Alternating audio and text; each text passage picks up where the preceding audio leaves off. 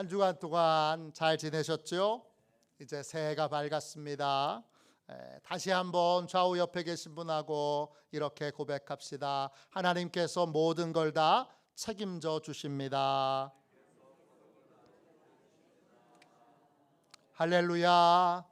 하나님이 책임져 주시는 세계 안에 들어가서 하나님이 책임져 주시는 은혜를 누리시기를 축원합니다. 찬양으로 시작하고 찬양으로 시작하고 마무리하는 삶, 찬양으로 시작하고 마무리하는 삶, 이런 제목으로 같이 은혜 나누겠습니다. 이제 다 저를 보세요. 저는 신학대학교 3학년 때 중고등부 수련회를 인도하면서 십자가의 은혜를 새롭게 체험했습니다. 그 간증은 제가 한 번 한 적이 있습니다. 오늘은 그 간증은 생략하겠습니다. 기회가 되면 한 번 더 하도록 하겠습니다. 십자가의 은혜를 체험하고 나서 제게 중요한 변화가 있었습니다. 어떤 변화냐? 제가 아버지를 이전보다 더 사랑하게 됐습니다. 아버지에게 생애 처음으로 불쌍히 여기는 마음을 갖게 됐습니다. 제 기준으로 볼 때 제 아버지는 아주 뛰어난 분이세요. 불쌍히 여길 만한 구석이 조금도 없어요. 키도 저보다 더 크세요. 얼굴도 저보다 훨씬 잘생겼어요. 꼭 보여달라는 분이 있는데 상상하십시오. 음악에도 재능이 있어서 총각 집사로 있을 때 풍금 연주자, 성가대 지휘자였습니다. 할아버지 반대로 대학은 진학하지 못했고 공무원으로 시청에서 부시장 바로 아래 단계에 있는 국장까지 올라갔습니다. 능력이 있는 분이에요. 잘생겼어요. 인기도 많아요. 단 한 번도 아버지를 불쌍히 여겨 본 적이 없습니다. 그런데 십자가의 은혜를 체험하고 이상한 일이 일어났어요. 아버지가 저절로 이해가 됐어요. 그리고 아버지가 불쌍하게 여겨졌어요. 그리고 나라도 아버지에게 잘하자. 나라도 아버지에게 기쁨을 드리자. 이런 마음이 생겼어요. 이 마음은 돌아가실 때까지 계속 있었어요. 무엇로 아버지를 기쁘게 할까? 공부를 열심히 하자. 그리고 맡겨진 일에 정말 최선을 다하자. 이전에도 공부는 열심히 했는데 은혜 받으니까 달라진 게 있어요. 저는 공부 잘하려면 은혜 받아야 된다고 확신해요. 왜? 제가 체험이 있으니까. 이전에도 공부는 열심히 했는데 은혜 받고 나서 달라진 게 하나 있어요. 뭐냐? 요령이 생겼어요. 이전에는 열심히 했는데 요령이 부족했어요. 근데 3학년 2학기부터는 이상하게 공부를 어떻게 하면 잘할 수 있는지가 깨달아졌어요. 시험을 어떻게 하면 잘 볼 수 있는지가 깨달아졌어요. 그래서 제 대학교 성적표, 대학원 성적표를 보면 3학년 2학기 이후로, 그전에도 성적이 나쁜 편은 아니었지만 월등하게 성적이 좋습니다. 사역에도 많은 열매가 있어서 능력 있는 전도사님이라고 인정받았습니다. 저는 그런 걸로 아버지를 기쁘게 할 수 있다고 생각했습니다. 그런데 시간이 지나고 나서 아버지를 기쁘게 하는 일은 다른 거라는 걸 알게 됐어요. 저는 군대를 늦게 갔습니다. 대학원 졸업하고 갔습니다. 신병교육대 훈련 받을 때 아버지의 편지를 한 통 받았습니다. 처음이자 마지막으로 받은 아버지의 편지입니다. 내용은 자세히 기억이 나지 않습니다. 그런데 그 편지를 통해서 깨달은 게 하나 있습니다. 아버지는 제가 공부를 잘하기 때문에, 유능하기 때문에, 저를 자랑스럽게 생각하는 것이 아니고 제가 부족해도 못나도 실패했어도 변함없이 사랑하시고 아들이라는 자체만으로 저를 기뻐하시고 자랑하신다는 것을, 자랑스럽게 생각하신다는 걸 처음으로 알게 됐어요. 그전엔 몰랐던 거예요. 그래서 그 편지를 신병교육대 화장실에서 여러 번 반복해서 읽고 또 읽고 또 읽으면서 정말 통곡하면서 울었던 기억이 있습니다. 하나님을 기쁘시게 하는 일도 마찬가지예요. 하나님은 거창하고 위대한 일에 기뻐하시는 것이 아니라 아주 작고 단순한 일에 기뻐하세요. 오늘 함께 읽은 말씀은 시편 147편입니다. 시편 146편부터 150편까지 마지막 5편의 시편을 우리가 할렐루야 시편이라고 불러요. 왜 할렐루야 시편이냐? 할렐루야로 시작해요. 그리고 예배로 말하면 이 5편의 시편은 축도에 해당되는 내용이에요. 시편은 마지막 5편을 하나님을 찬양하고 성도들을 축복하는 것으로 마무리합니다. 오늘은 그 중에 시편 147편을 읽었어요. 시편 147편은 하나님의 소원이 무엇인가, 우리를 향한 하나님의 소원이 무엇인가를 알려주고 있어요. 하나님이 우리에게 진짜 원하시는 거 뭘까요? 하나님은 소박하게도 우리의 찬양을 원하세요. 1절 말씀 보세요. 시편 157편 1절입니다. 할렐루야, 우리 하나님을 찬양하는 일이 선함이요 찬송하는 일이 아름답고 마땅하도다. 하나님을 찬양하는 일은 선합니다. 선하다 히브리어로 토부예요. 뜻은 하나님의 마음에 쏙 든다 이런 뜻이에요. 하나님이 세상 만물을 창조하시고 보시기에 좋았더라 했어요. 그 보시기에 좋았더라가 토부예요. 하나님은 허물 많고 죄 많은 우리의 찬양을 보시고 너무 멋지다, 너무 좋다, 너무 아름답다, 너무 마음에 든다, 그렇게 만족해 하세요. 또 하나님을 찬양하는 일은 아름다운 일이에요. 아름답다 이 말이 히브리어로 나임이에요. 뜻은 기쁘다, 기분 좋다 이런 뜻이에요. 하나님이 우리의 찬양을 들으시고 기뻐하세요. 행복해하세요. 하나님이 우리의 찬양을 들으시고 말씀하시는 거예요. 야, 내가 이렇게 행복해도 되겠나? 너무 행복하다. 그러시는 거예요. 또 이 찬양은 성도가 해야 될 마땅한 일입니다. 마땅하다 히브리어로 나베예요. 가장 알맞은, 매력적인, 품이 있는, 고상한 이런 뜻이에요. 찬양하면요 성도들의 성품이 달라져요. 하나님을 닮은 아름다운 성품으로, 매력적인 사람으로 바뀌어요. 죄로 물들었던 우리의 마음과 성품이 찬양을 통하여 하나님의 인격을 닮은 고상하고 품위 있고 매력 있는 모습으로 바뀌게 됩니다. 지난주 제가 광고 드렸던 신의 악단, 한국에서 만든 기독교 영화 우리 가족끼리 보러 갔습니다. 금요일 날 보러 갔는데 이 영화는 실화를 바탕으로 하고 있습니다. 서방의 경제 제재로 돈줄이 막힌 북한이 국제 기독교 단체, 영화에는 안 나와요. 단체명이 빌리 그레이엄 재단입니다. 이 국제 기독교 단체에 이런 제안을 받습니다. 2억 달러를 제공할 테니까 북한의 교회를, 평양의 교회를 짓고 기독교 관계자들이 보는 앞에서 부흥회를 열어라.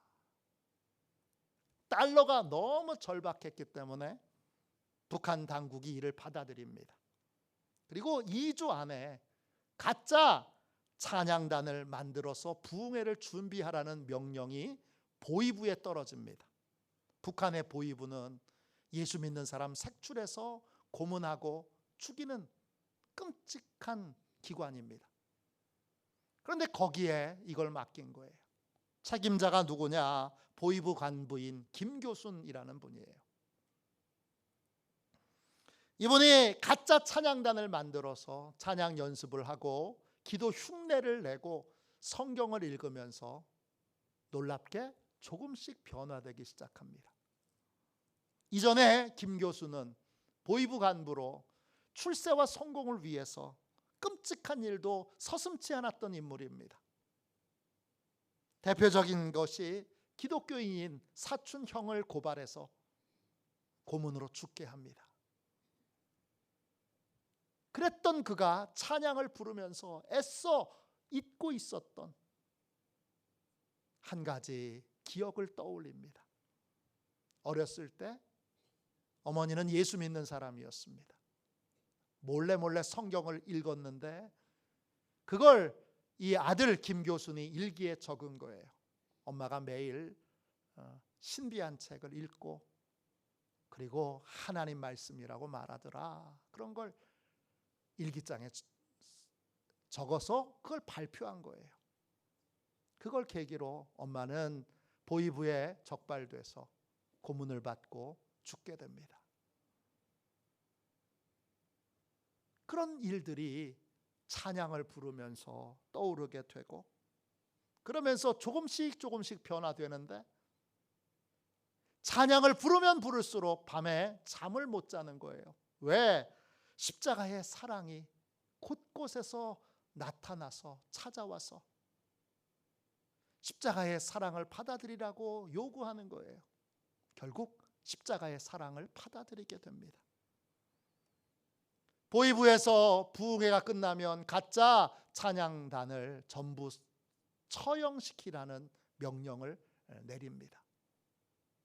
그 명령을 받은 이 박 교수니 명령 대신에 자신을 희생해서 그 찬양단 모두를 탈북시킵니다.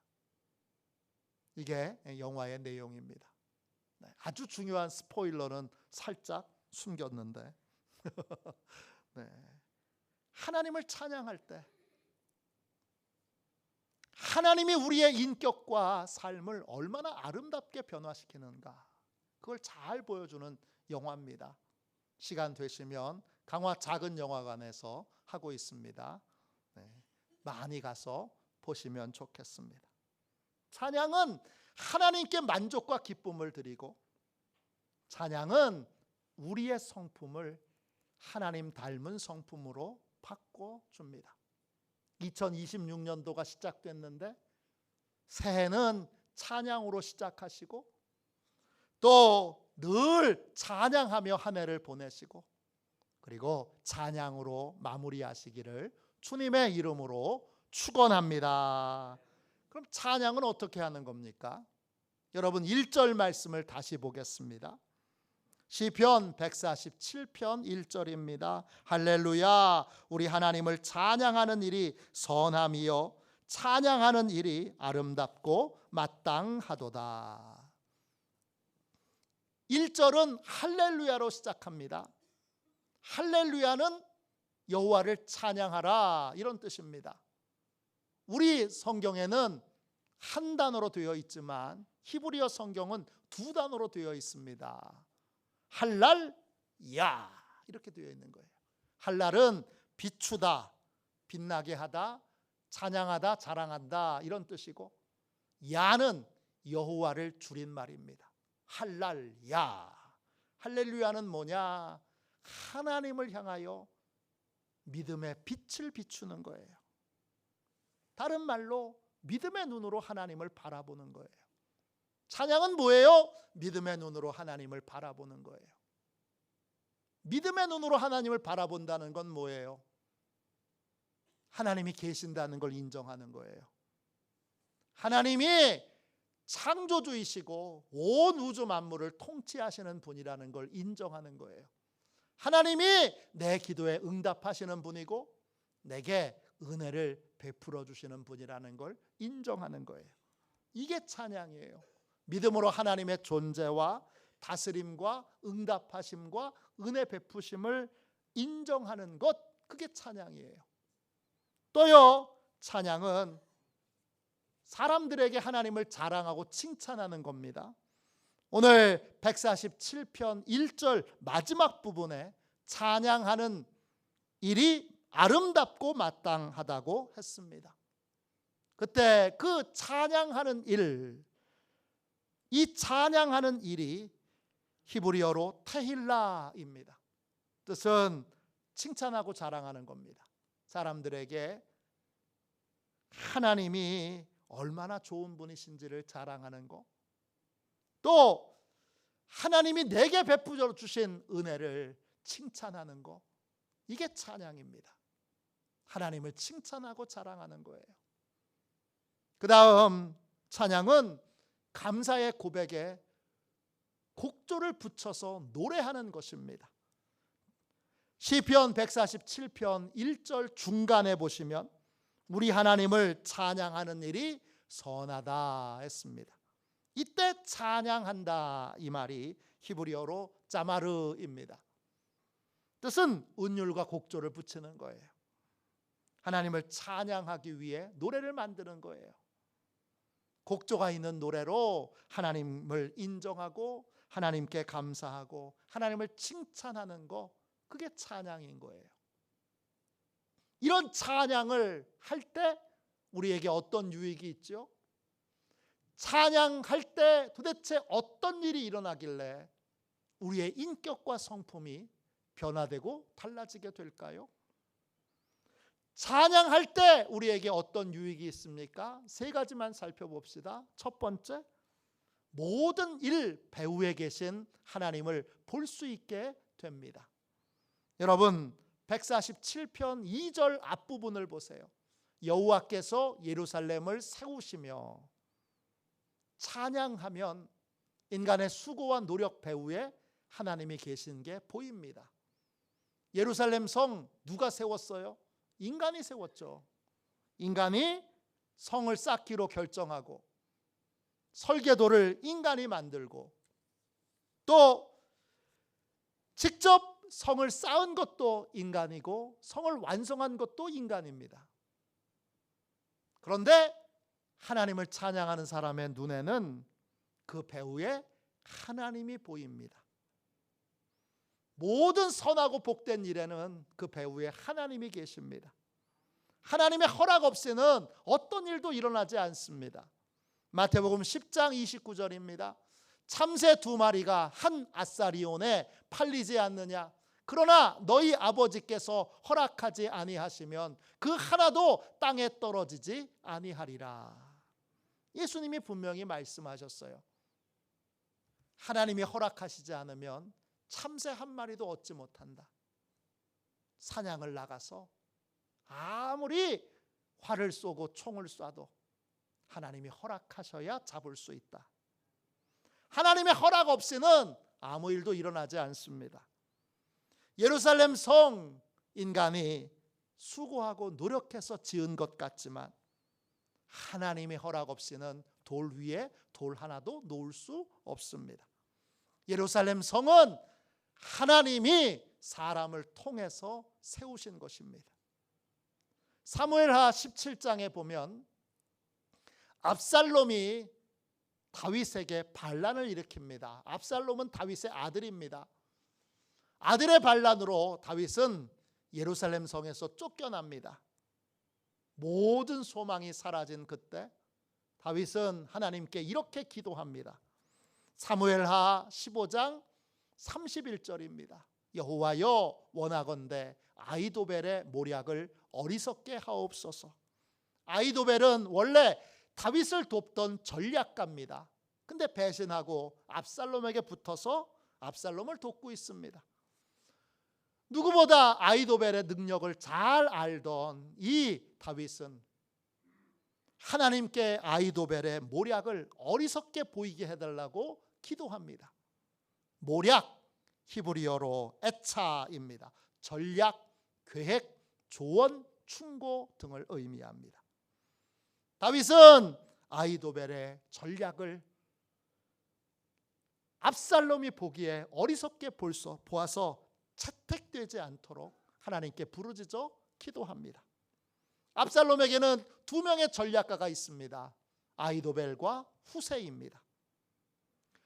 왕궁을 차지한 압살롬은 도망간 다윗을 어떻게 처리할 것인가를 회의합니다. 그런데 두 전략가의 의견이 다릅니다. 아히도벨은 오늘 밤에 기습작전을 펴자고 제안합니다. 자신에게 군사 12,000명만 주면 가서 다윗을 추격하여 다윗만 죽이면 백성들이 다 압살롬에게로 돌아올 것이라고 제안합니다. 반대로 후세는 다른 제안을 합니다. 다윗이 분명히 대비책을 세웠을 테니까 만반의 준비를 갖추고 천천히 다윗을 추격하자고 제안합니다. 두 제안 중에 압살롬은 후세의 제안을 택합니다. 그 결정으로 압살롬은 전쟁에 패배하게 되고 다윗은 죽을 절제절명의 위기에서 벗어나게 됩니다. 그런데 성경은 압살롬이 이렇게 어리석은 선택과 결정을 한 배후에 하나님이 계신다고 말합니다. 사무엘하 17장 14절입니다. 압살롬과 온 이스라엘 사람들이 이르되 아렉 사람 후세의 계략은 아히도벨의 계략보다 낫다 하니 이는 여호와께서 압살롬에게 화를 내리려 하사 아히도벨의 좋은 계략을 물리치라고 명령하셨음이더라. 하나님께서 다윗의 기도를 들으시고 압살롬을 어리석게 하셔서 아히도벨의 전략을 버리고 후세의 전략을 택하게 하신 겁니다. 모든 선택과 결정의 배후에 하나님이 계십니다. 하나님을 찬양하는 사람은 이 사실을 압니다. 그래서 수고하고 노력하고 애쓰는 삶으로 끝나지 않고 하나님께 간절히 도움을 청하는 기도의 삶을 함께 살아갑니다. 아무리 좋은 계획도 하나님의 도우심이 없이는 이루어지지 않기 때문입니다. 잠언 19장 21절입니다. 사람의 마음에는 많은 계획이 있어도 오직 여호와의 뜻만이 완전히 서리라. 계획이 이루어지느냐 이루어지지 않느냐 오직 하나님께 달려 있습니다. 찬양하는 사람은 이 사실을 정확하게 알고 늘 어린아이처럼 하나님께 도움을 구합니다. 내가 열심히 했으니까 됐어가 아니라 내가 열심히 했으나 하나님의 도움 없이는 아무런 결과도 얻을 수 없다 인정하고 인생의 모든 성패는 하나님의 도우심에 달려 있다고 믿고 기도하는 삶을 삽니다. 작은 기도의 습관이 인생의 성패를 좌우합니다. 작은 차이가 큰 차이를 만들어내는 것입니다. 작은 기도의 습관이 우리의 삶을 승리의 삶으로 인도합니다. 기도의 작은 습관이 우리를 천국의 삶을 살게 만듭니다. 찬양은 배후에 계신 하나님을 보게 합니다. 그래서 기도할 수 있는 믿음과 기도할 수 있는 힘을 우리에게 줍니다. 늘 찬양함으로 노력하는 것으로 끝나는 인생이 아니라 배후에 계신 하나님의 도움을 받는 복된 인생이 되시기를 주님의 이름으로 축원합니다. 두 번째, 찬양할 때 어떤 유익이 있습니까? 모든 실패의 이유와 원인을 깨닫게 됩니다. 오늘 147편 2절 뒷부분을 보십시오. 이스라엘의 흩어진 자들을 모으시며, 하나님이 이스라엘의 흩어진 자들을 모으십니다. 흩어졌다 이 말이 히브리어로 다차입니다. 뜻은 밀려 넘어졌다는 뜻이에요. 왜 넘어졌죠? 이유가 나옵니다. 3절에 나옵니다. 시편 147편 3절입니다. 상심한 자들을 고치시며 그들의 상처를 싸매시는도다. 넘어지면 상처가 생기지요. 상처 이 말이 히브리어로 아츠체베트입니다. 이 상처의 아츠체베트 뜻은 우상숭배라는 뜻입니다. 왜 걸려 넘어져서 상처를 입었습니까? 하나님 외에 다른 걸 믿고 신뢰하다가, 다른 걸 믿고 따르다가 여러분 넘어지게 된 것입니다.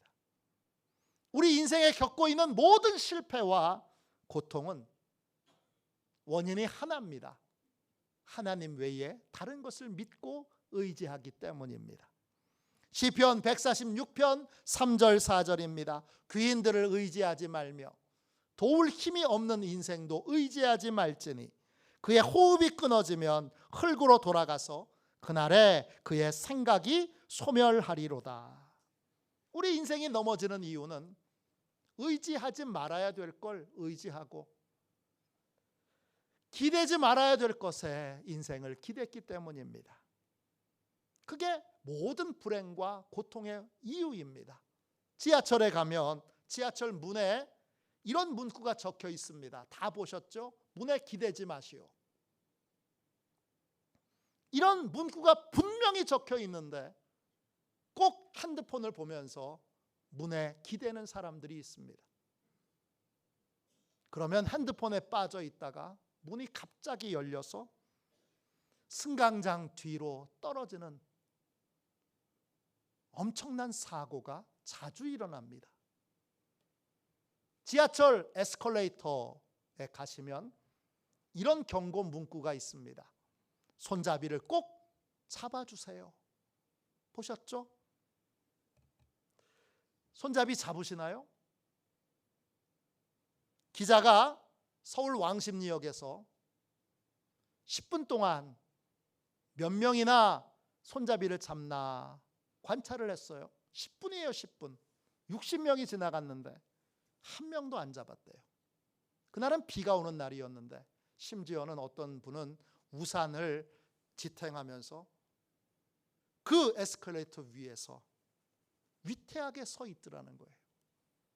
에스컬레이터가 정상적으로 작동하면 상관없는데 갑자기 멈췄다고 생각해 보세요. 내려가는데 갑자기 멈췄어요. 어떻게 되죠? 넘어지면 혼자 넘어지나요? 연쇄적으로 넘어지는 대형 사고가 일어납니다. 우리나라에 긴 에스컬레이터가 지하철에 많습니다. 서울에서 남양주까지 연결된 지하철 별내선 구리역은 65m예요.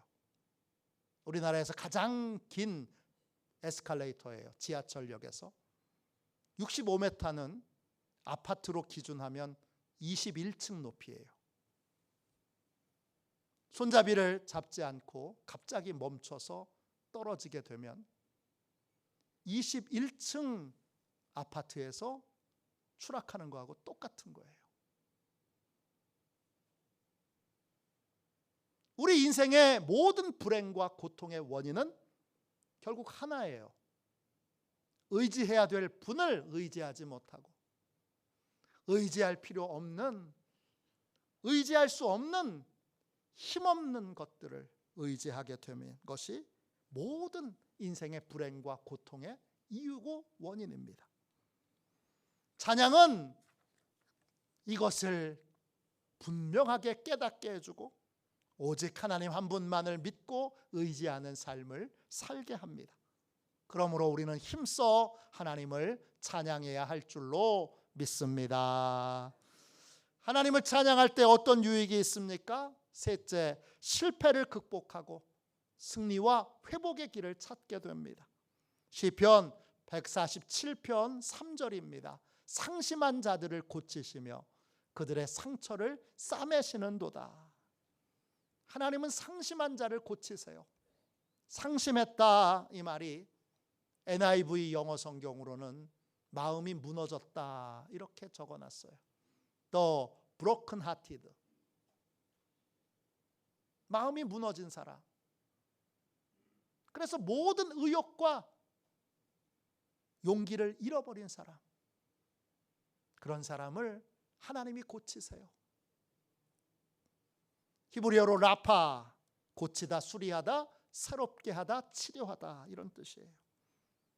찬양은 치료자이신 하나님을 신뢰하게 하고 하나님의 치료 방법을 믿고 따르게 합니다. 마음이 무너진 자, 여러분 중에도 계신가요? 다른 걸 믿고 의지하다가 걸려 넘어져 실패한 자, 여러분 중에도 계신가요? 하나님은 그들을 다 불러 모아 상처를 싸매시고 새로운 삶을 살도록 고쳐주십니다. 하나님이 고쳐주시는 치유의 방법이 뭐죠?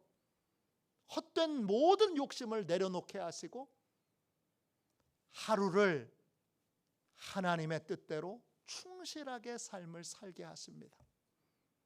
이게 하나님의 치료의 방법이에요. 마태복음 6장 34절입니다.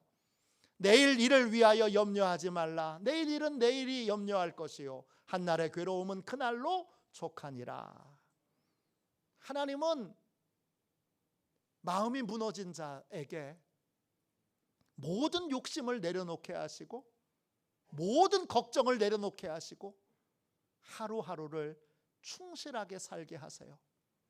예를 들어 다이어트를 하기로 했다 하면 10kg 감량 이렇게 목표를 세워서 근심하고 걱정하고 염려하지 말고 다이어트에서 오늘 내가 할 수 있는 일을 매일 빼먹지 않고 하는 거예요.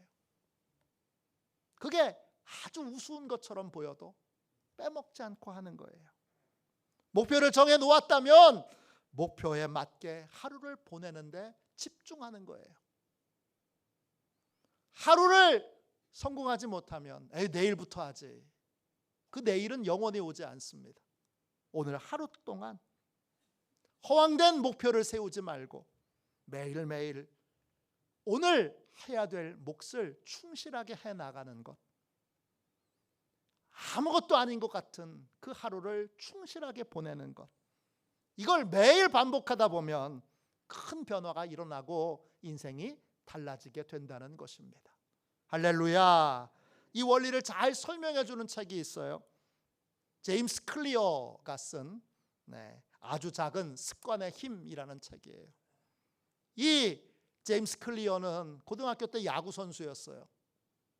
어느 날 연습하다가 친구가 배트를 놓쳐서 그 배트가 정면으로 이 제임스 클리어의 얼굴에 와서 얼굴에 부딪혔어요. 얼굴에 30조각의 조각이 났어요. 왼쪽 눈이 튀어나왔어요. 그리고 병원에 실려가는 도중에, 그리고 치료받는 도중에 심정지가 3번이나 왔어요. 다 끝난 거죠. 야구선수로도 끝났고 인생도 다 끝난 거예요. 이런 큰 절망과 고통 앞에서 제임스 클리어는 자신이 할 수 있는 일을 매일매일 꾸준히 하기 시작합니다. 제일 먼저 한 일은 규칙적으로 잠을 자는 거예요.